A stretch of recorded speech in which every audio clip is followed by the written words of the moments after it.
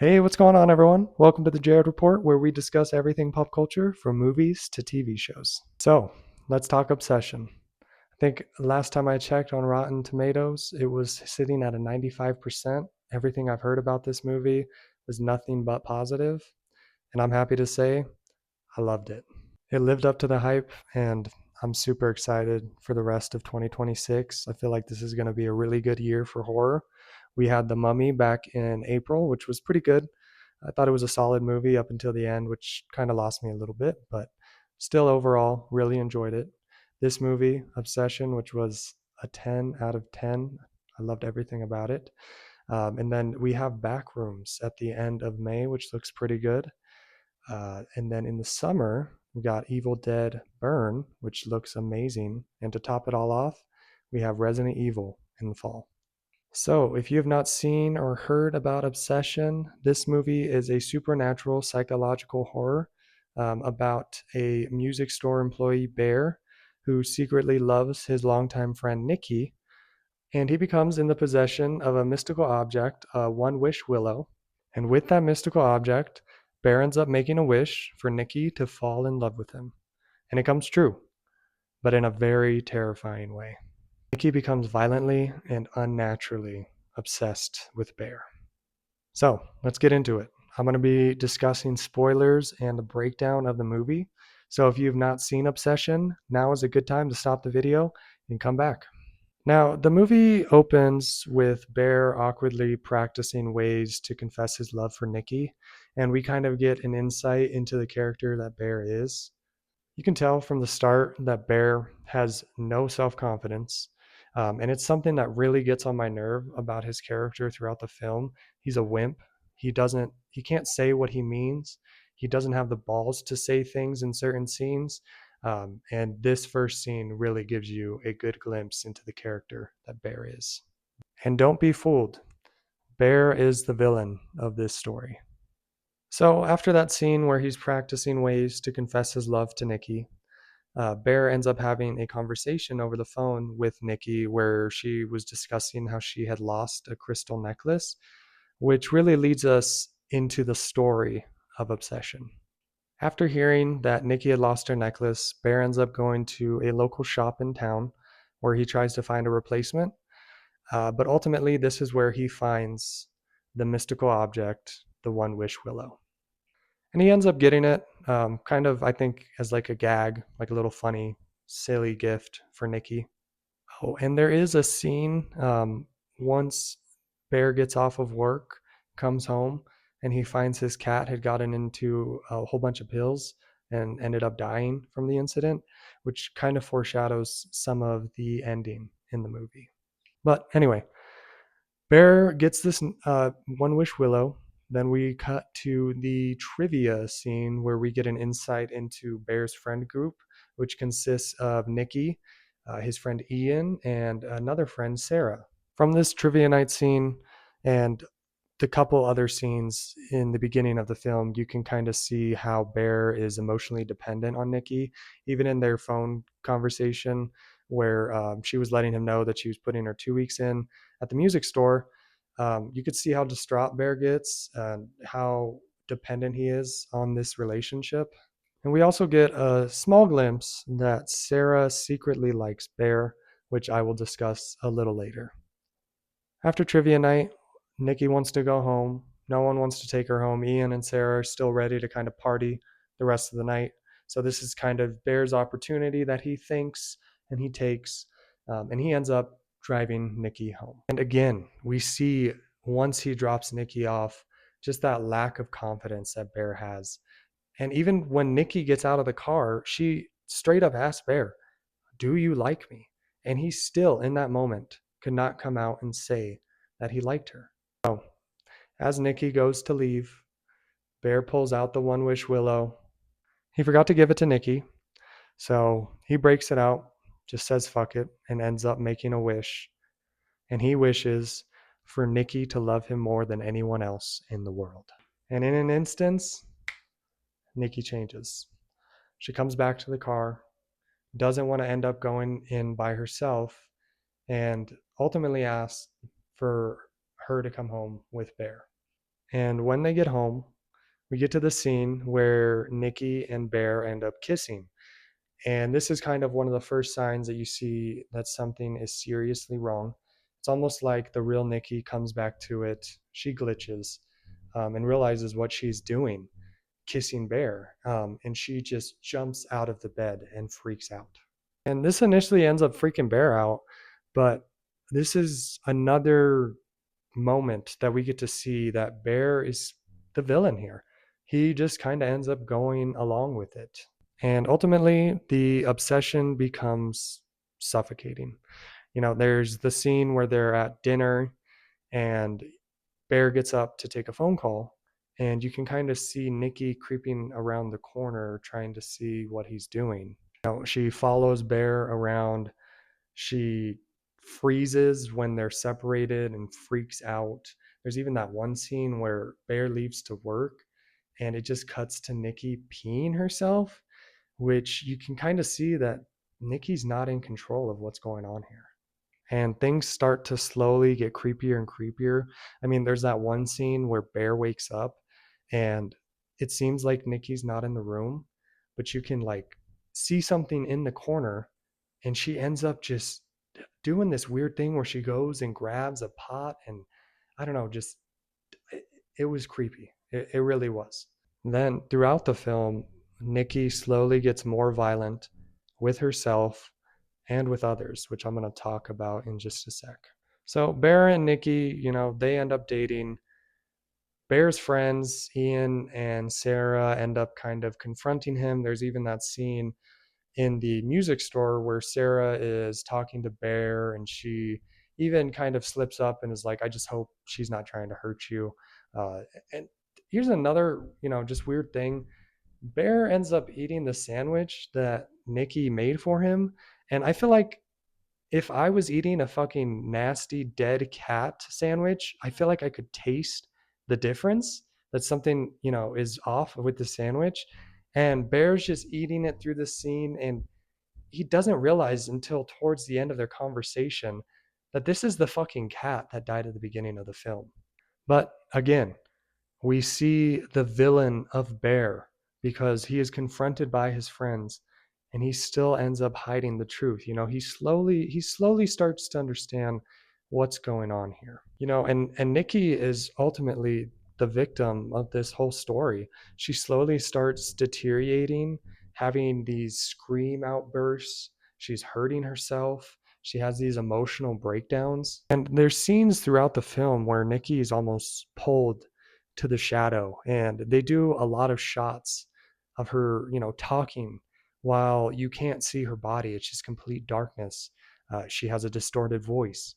I feel like even if you look closely, she's kind of disfigured and just does really creepy things, and this is where the movie shines. And I have to give the actress Indy, who plays Nikki, her flowers because she is the best part about this film. Her acting is on just a whole nother level. And, there's this one scene where they're hanging out with their friend group. Bear initially had said, it's just a boys' night, and Nikki has one of her emotional outbursts, and he ends up bringing her to the boys' night. And that whole scene where they're at Ian's house, they're partying, it has a lot of awkwardness in it, but not like a bad awkwardness. You can just feel the cringe in some of those moments. A lot of the friends start to get really weirded out the way Nikki is acting throughout the night. They're playing this one game where they're pulling blocks from the center of the table, and those blocks have like a prompt on them that tell the people to do something. It's kind of like a drinking game. And from the beginning, Nikki is acting weird. She doesn't want that guy to sit next to her. And I knew once we were getting towards the end of that game that when Bear went to draw the block, I knew it was going to say something, kiss the person next to you, or, it's just something like that. And of course, Sarah is next to Bear, and the block says to kiss the person to your left. And you can just feel the tension. I mean, everyone just stops, looks around, and Nikki slowly gets up. She goes behind Sarah, and I thought she was going to hurt her at this point. I really did.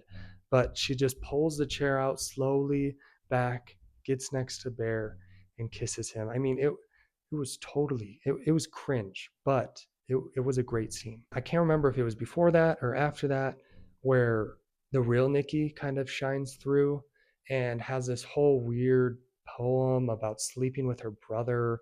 It's just super disturbing, talking about his meat inside of her. Which, again, that whole scene where she's reciting this in depth poem about sleeping with her brother is just, it's very eerie and very just awkward. But it gives an insight into how the real Nikki feels about Bear. We end up finding out that Sarah had told Ian, who ends up telling Bear that Nikki just kind of thinks of Bear as like a brother, which also makes you think, where's the real Nikki this whole time? Is it kind of like a get out situation where she's like in the background but completely aware of what's going on? Or is she somewhere else? Because there's even that conversation in the car where Bear calls the number on the package of the One Wish Willow and talks to that guy, and he's like, "Do you want to talk to the real Nikki?" And it's just her screaming in agony. And then there's even that one scene towards the end where Bear is sneaking out because Sarah had texted him, "Hey, I need to talk to you, but I need to tell you in person." He's sneaking out and Nikki ends up whispering, "Bear, Bear." And I thought that he was fucked, that, freaky Nikki was going to come out and attack him or do some crazy shit. But no, it's the real Nikki. And she whispers, "Please kill me, kill me. I can't live like this anymore." And another glimpse of Bear being the villain. He's like, "Well, is it so terrible being with me?" And she even says, "I've never been with you." And this is where we get into the full horror escalation and pure chaos of the film.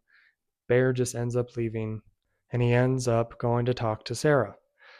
Now, this scene with Sarah, like I had discussed earlier, we really come come to realize that Sarah has liked Bear from the beginning. And it's kind of ironic because Bear ends up going through all this crazy shit throughout the film with someone that didn't really even like him. And there was Sarah there the whole time who liked Bear.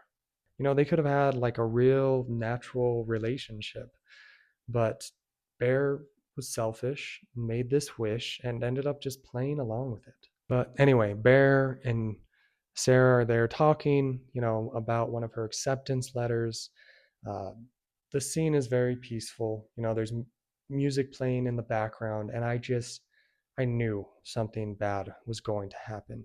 And sure enough, out of nowhere, one of the very few jump scares of the movie, Nikki just busts through the window and just mutilates Sarah's face with just smashing it into the steering wheel over and over and over again. Now, Bear is freaked out. You could tell, just freezes in the moment. And again, this guy is just, he's Mr. Nice Guy, but he ends up going along with Nikki to hide Sarah's body, which later we see she didn't hide her fucking body. But anyway, this all culminates to the end where Bear comes clean. He goes and talks to Ian what he had done. Of course, Ian doesn't believe him. He uses his one wish to ask for $1 billion. And this is where we get our final confrontation. Bear comes home. You can see Nikki has changed her hair. She drew on tattoos like Sarah. And over there in the corner is Sarah's mutilated body, which this film really loves to play into graphic body horror. Now, in the end, Bear knows what he has to do because, Ian came by the house and Nikki ends up shooting him, killing him. And Bear realizes he's going to have to kill himself. So he tells Nikki he's going to go freshen up in the bathroom. He goes, tries to shoot himself, but just pussies out, ends up taking pills, and you think, he's finally going to take responsibility. But no, this dude ends up trying to puke up the pills. But thankfully, the other Nikki ended up making a wish for the same exact thing to Bear to love her. And it's too late. Bear cannot save himself. He ends up going in a trance. Him and Nikki meet in the living room, and you can see he has the same effect that Nikki has. And he ends up dying because of those pills that he took. And finally, Nikki comes to it before she tries to kill herself. And you can see in her face the disgust that she has with Bear when she comes to. And she throws his dead, lifeless body off of her. And the film just ends with her screaming. Nikki has to live with everything that has happened. She killed her friend Sarah. She killed Ian. She watched Bear die in front of her, and she's left with the responsibility of everything. And I really feel bad for Nikki. Like, she is one of the true victims of this movie. And again, at the end, we see Bear's cowardness. He can't even kill himself. He knows that it'll free Nikki. And that is why he is the true villain of this story. And this is one of my favorite things about this whole movie, is just the creepy, eerie feeling that Indy, who plays Nikki, just the way she acts throughout the entire film. You know, there's this one scene where they're arguing in the living room, and she just does this weird, just walk backwards into the shadow. And I normally do not get scared with horror movies, but that genuinely freaked me out. Another great thing about this movie is it's not your typical horror movie. It doesn't have one of those tropes where there's some entity haunting someone, or, you know, there's not a killer chasing around a group of friends. This is a very unique story. And it's one of the theories that people are having. Was Nikki the wish that took her over, was that an entity, or was it something else? You know, it's not really explained in the movie. But seriously, guys, this movie, just amazing. One of my favorite horror movies I've ever seen. It's a unique story. It's not your average horror movie, which some people might not like. I really enjoyed it. And one of my favorite themes that this entire movie plays on is love without choice is horror. So, what did you guys think? Did you love it like me? Was it not really your cup of tea? Let me know down in the comment section below.